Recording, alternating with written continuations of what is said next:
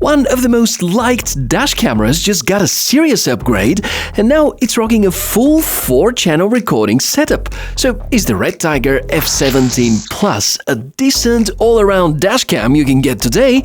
Let's inspect. At first glance, this looks like a regular dash camera, and technically it is. But unlike most others out there, this one records from 4 different perspectives. 2 on the outside, the front and the rear, and 2 inside the cabin. 4 viewpoints, 1 device. Does that affect the image quality? How does it handle real-life world situations? And is it genuinely worth your money? I've tested it in detail and I'll walk you through everything. But full transparency at the start, Redtiger sponsored the creation of this video, but as always, my opinions are fully independent. Gonna share both the good and the not so good parts, so let's begin. Daytime footage is a strength here, no surprises. Details are sharp, exposure is well handled, and the dynamic range is balanced, just as you'd expect from the Sony IMX675 sensor inside the front module.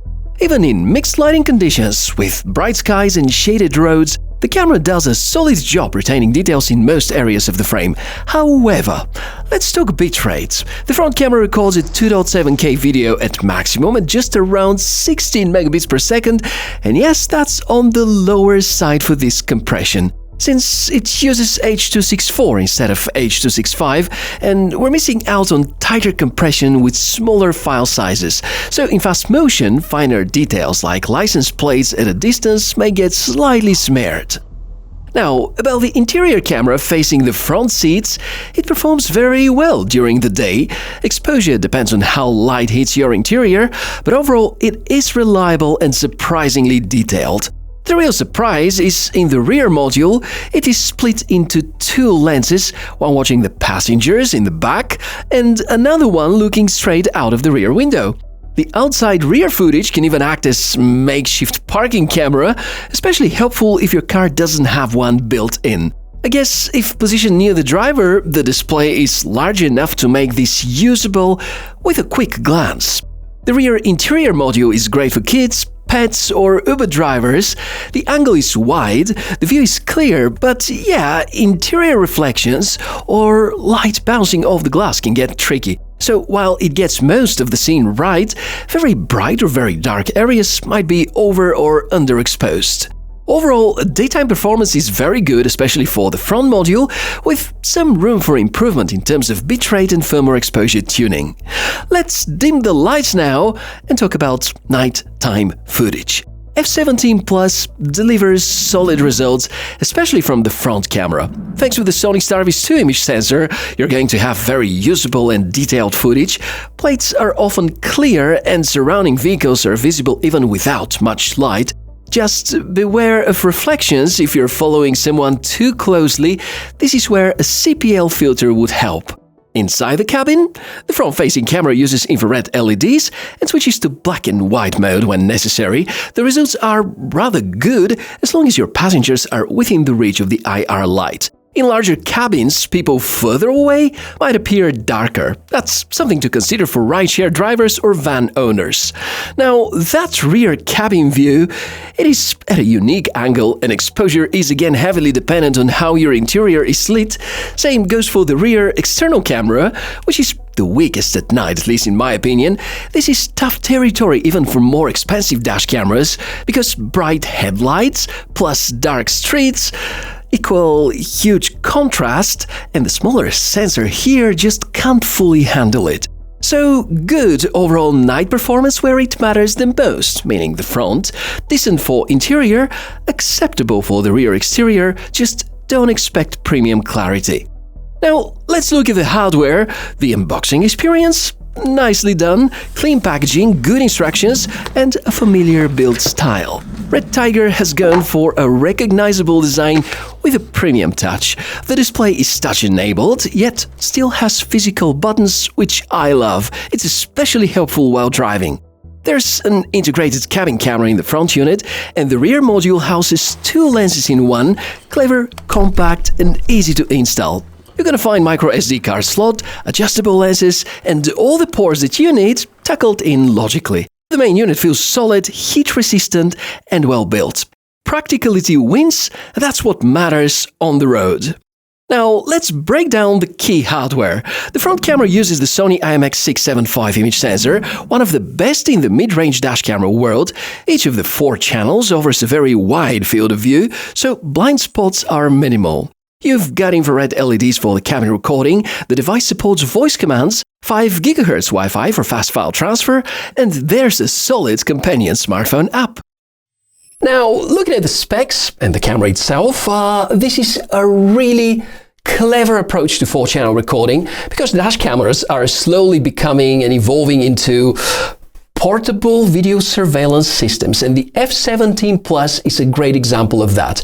There is no 4K video recording capacity at this time, and honestly, that's not a deal breaker. I've always said that you don't really need 4K in a dash camera, even when you compare this side by side with one of the most capable 4K models.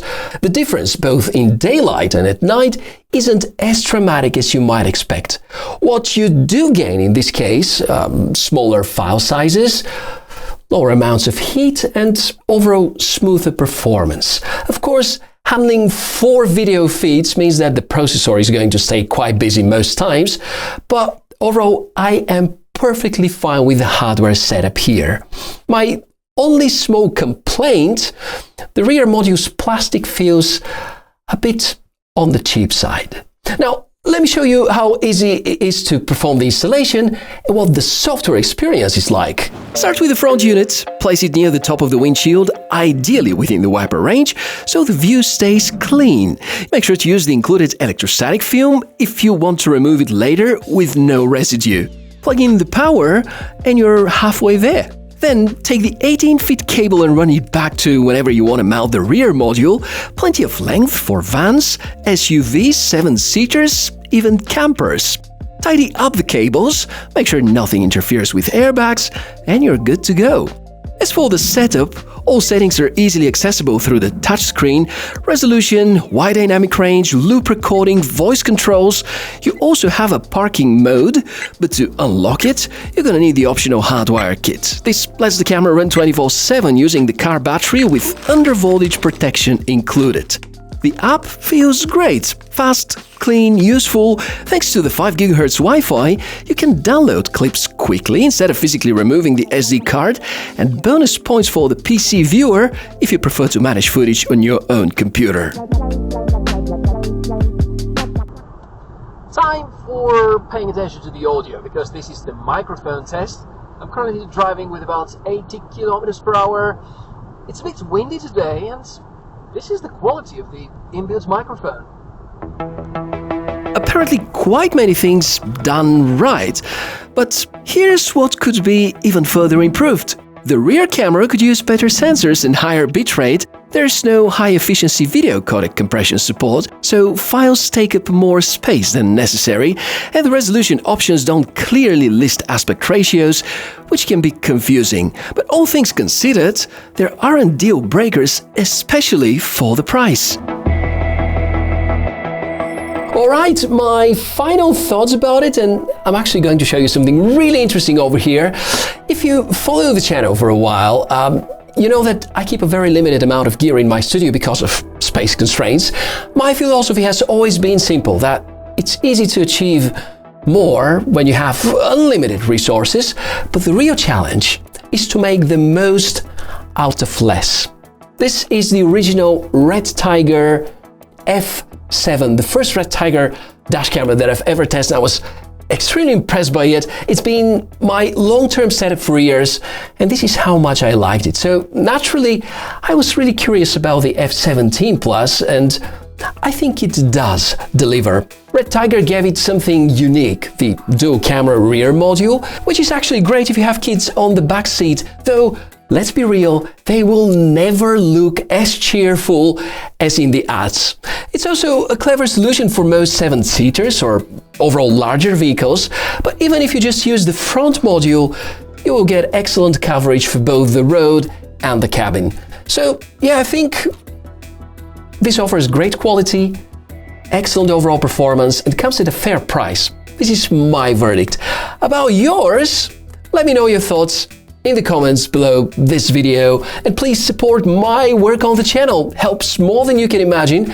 And of course, stay tuned for more honest tech reviews. Ride safely, stay responsible, and I'll see you soon. Bye.